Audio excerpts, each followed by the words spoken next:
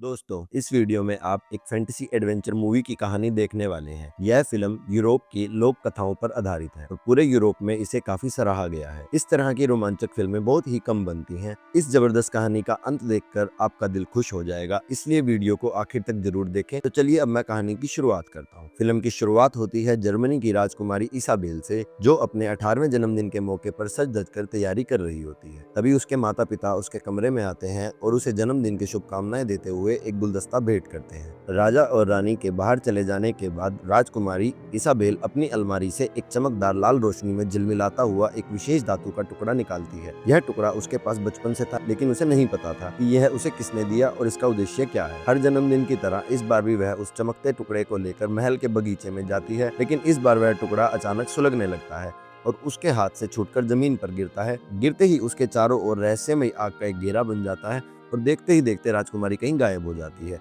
यह अजीब घटना देखकर महल में हड़कंप मच जाता है। शोरगुल सुनकर राजकुमारी के पिता राजा एडम भी वहां पहुंचते हैं। वहां उन्हें केवल जमीन पर पड़ा हुआ अपनी बेटी का मुकुट मिलता है।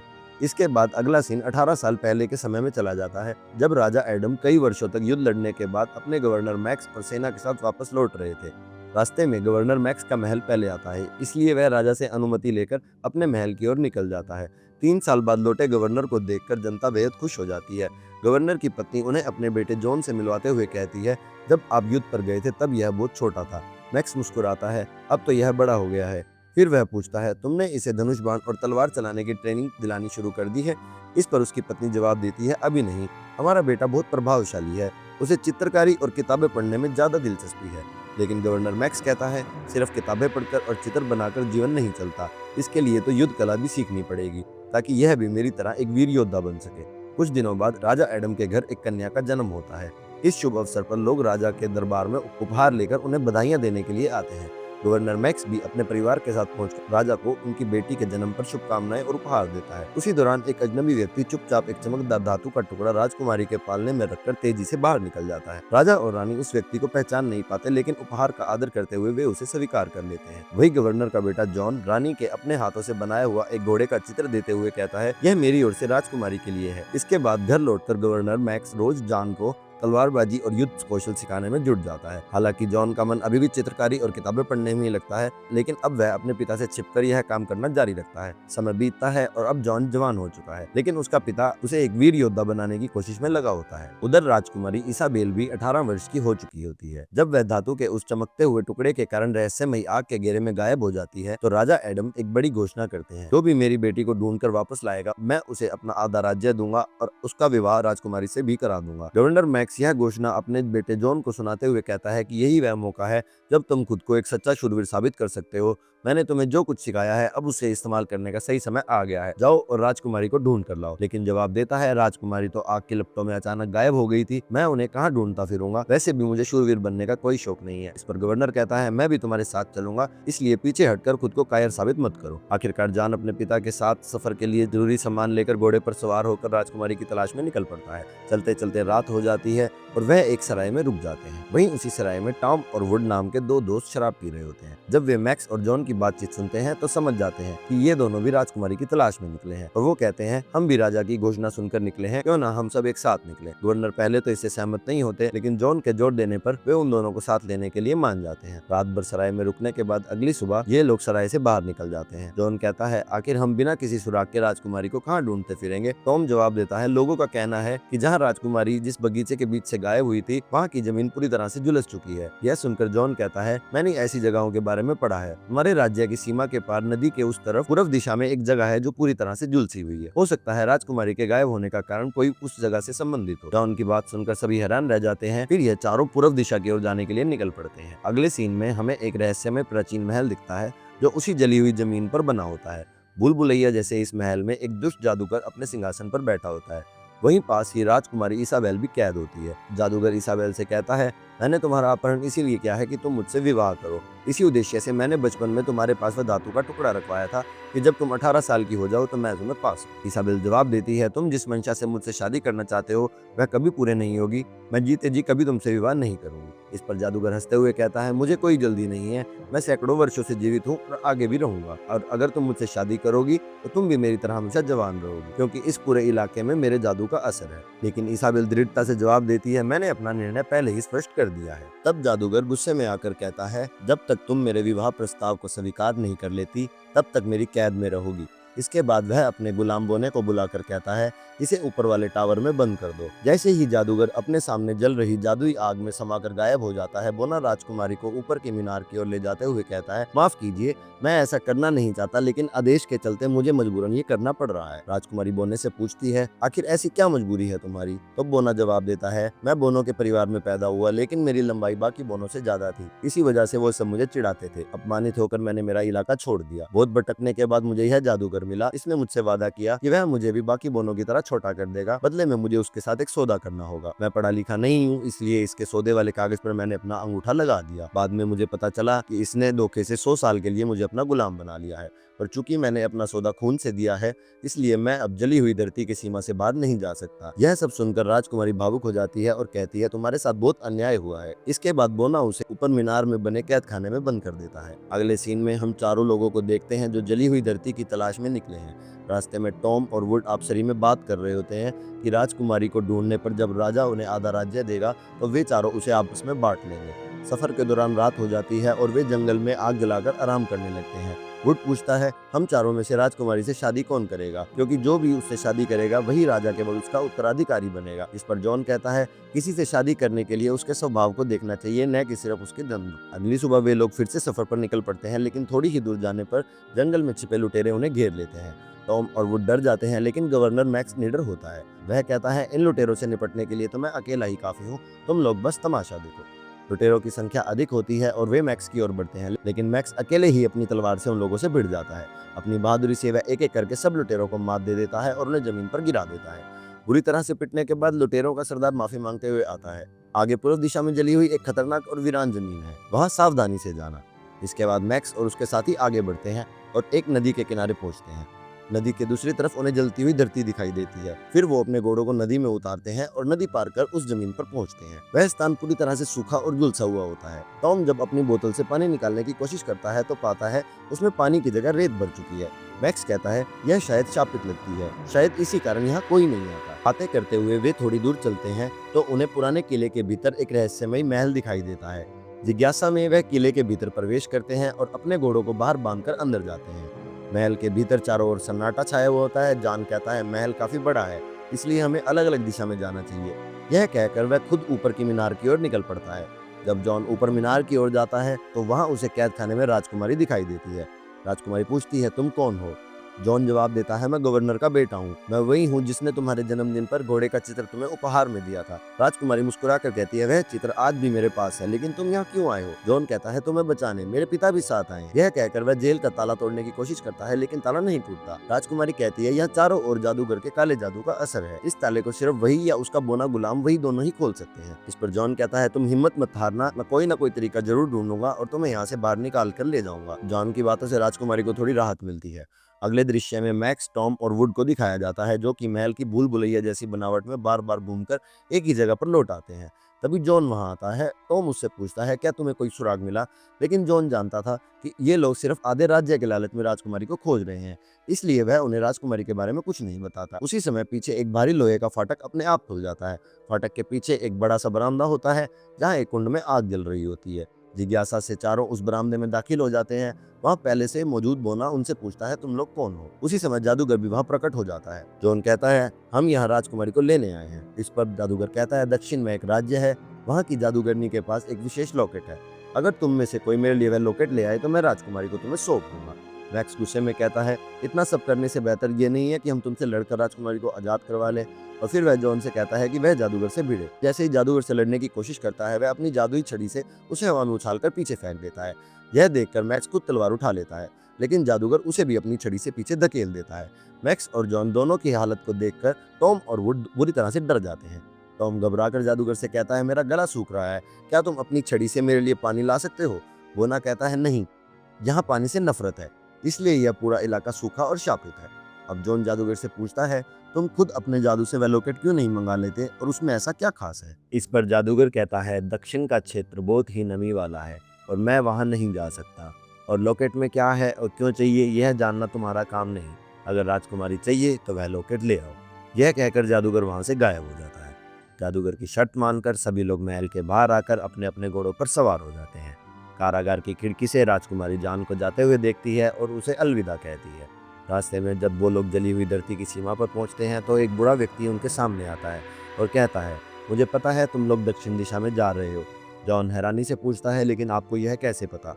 बूढ़ा जवाब देता है, यह जानना जरूरी नहीं है कि यह मुझे कैसे पता चला, लेकिन यह जान लो तुम्हारे रास्ते में कई भ्रम और प्रलोभन आएंगे, लेकिन तुम उनसे विचलित मत होना और अपने रास्ते पर डटे रहना। बूढ़े की बातों को सुनकर चारों लोग जली हुई जमीन को पार करते हुए आगे बढ़ते हैं। जंगल में चलते चलते रात हो जाती है और रास्ते में उन्हें बेहद खूबसूरत लड़कियां दिखाई देती हैं जो उन्हें अपनी ओर बुला रही होती है। जॉन सतर्क होते हुए कहता है, यह सब भ्रम है, हमें इसके जाल में नहीं फंसना चाहिए।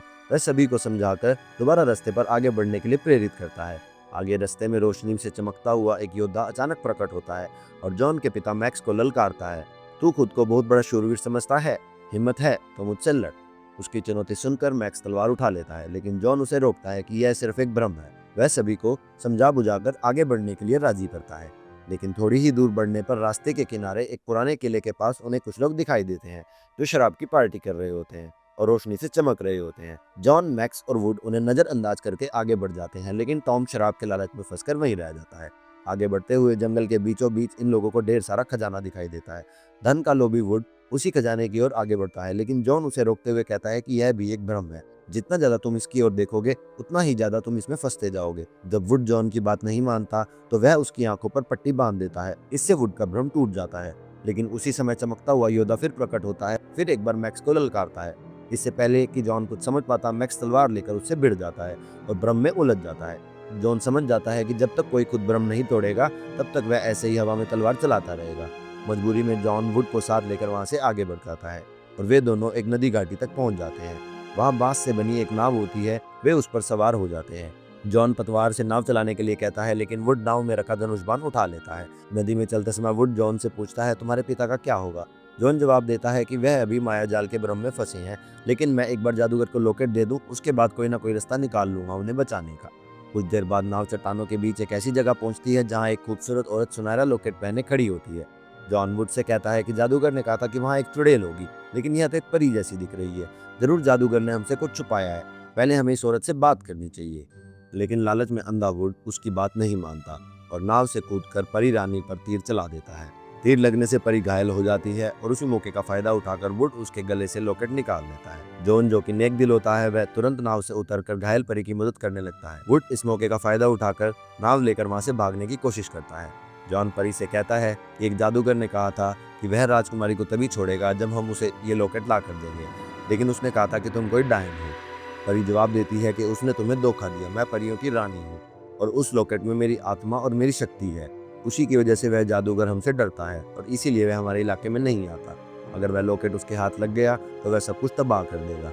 परी की बात सुनकर जॉन गंभीर हो जाता है और कहता है कि तुम चिंता मत करो, मैं पूरी कोशिश करूंगा कि यह लॉकेट उस जादूगर तक ना पहुंचे, लेकिन तुम्हारा इलाज कैसे होगा? रानी परी हल्के स्वर में कहती है, तुम मेरी चिंता मत करो। परी रानी जॉन से कहती है, बाकी परियां मेरा ख्याल रख लेंगी, जब तक मेरा लॉकेट सुरक्षित है तब तक मैं जीवित रहूंगी। अब क्योंकि वुड नाव को लेकर पहले ही भाग चुका होता है, इसलिए जॉन नदी में उतरकर किसी तरह उसे तैरकर पार करने की कोशिश करता है।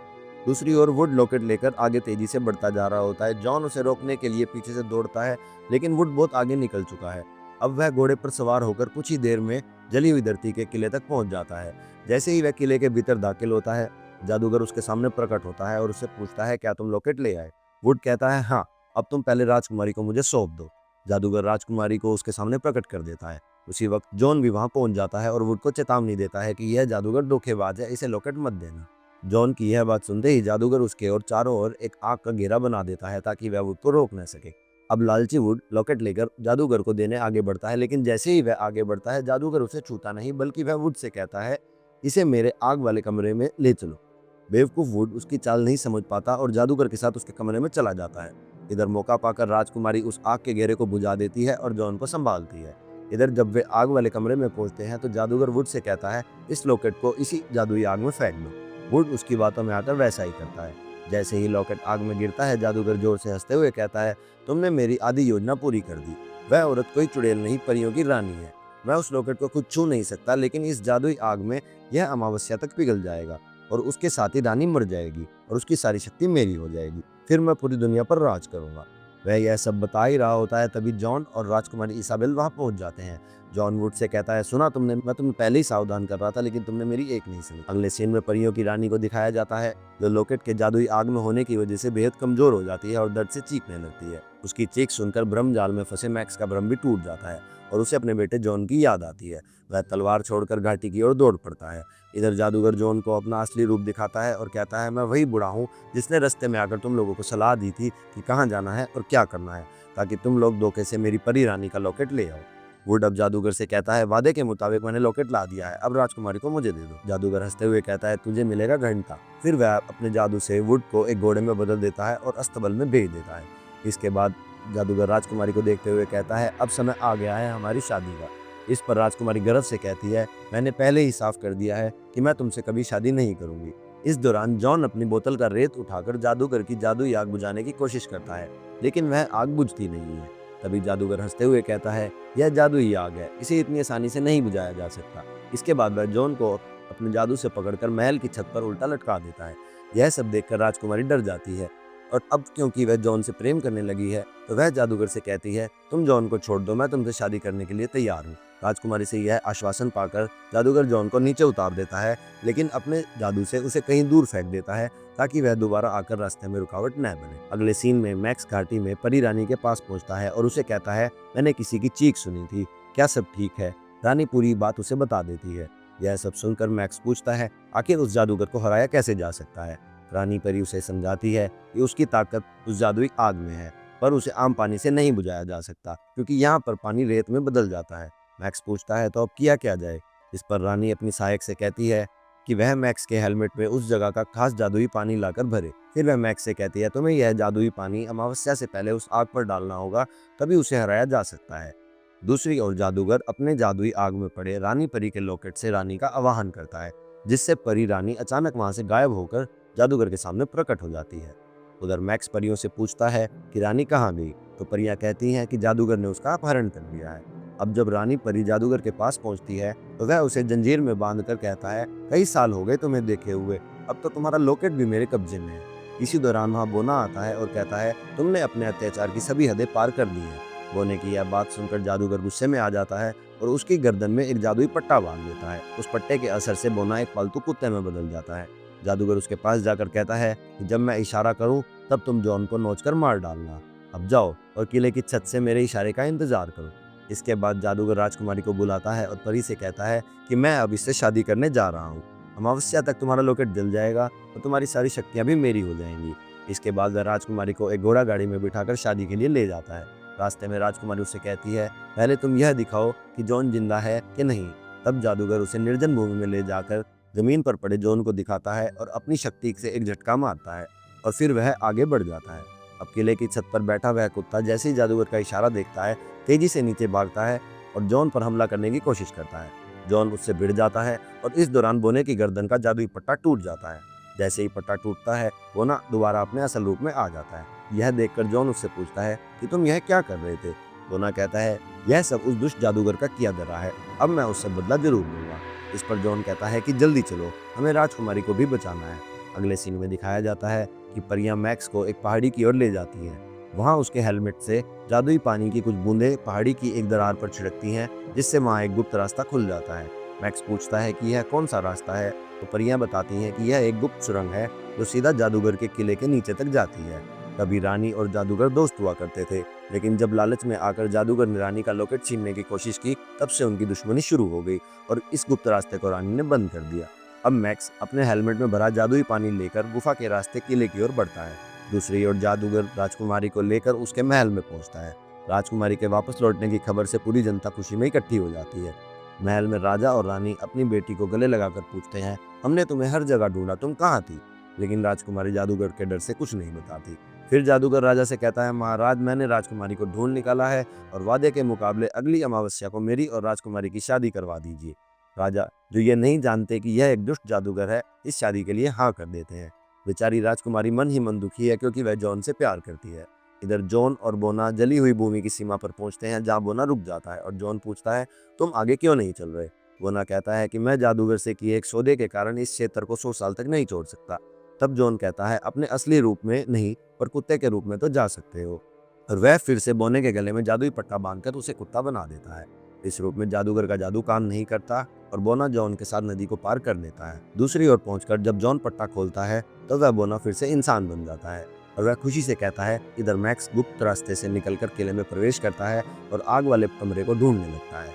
वहीं जब जॉन और बोना भी महल पहुंचते हैं तो वे देखते हैं कि राजकुमारी और जादूगर की शादी की तैयारियां चल रही हैं। यह देखकर जॉन सबके सामने जादूगर की सच्चाई बता देता है।